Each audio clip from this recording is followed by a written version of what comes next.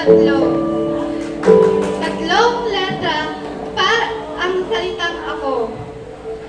Ako bilang kabataan. Kabataang hangalay pagbabago. 4, 5. 5 letra para sa salitang piyesa. 6, 7, 8. 8 araw ko pinag-isipan ang piyesang ito. Piyesang maaaring kapulutan ng aral ng mga kabataang nandito. 9, 10. 10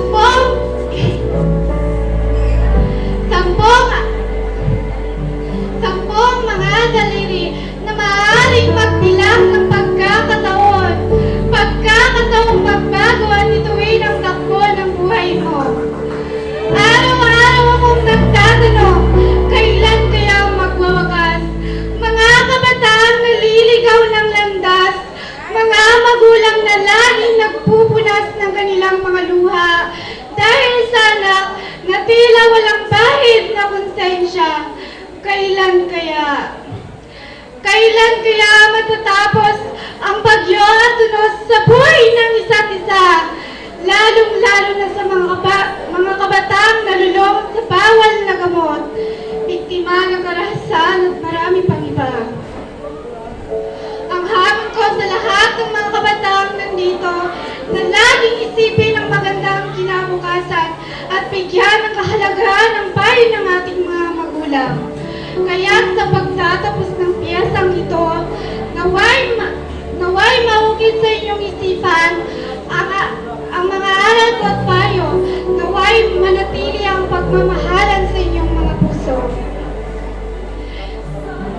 Ako ay tulad ninyo, kabataang hangalay pagbabago, na naniniwala na kung ano ang isang tibay ng maling pundasyon at sandigan, ay siya rin anay ang kakain ng kahoy ng kamalayan.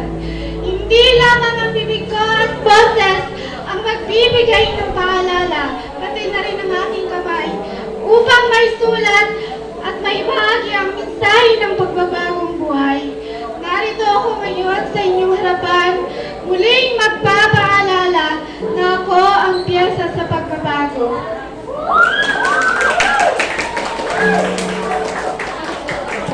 Ang galing naman ng ating second contender. Mukhang mahihirapan natin mga judge ngayon nasa pagpili.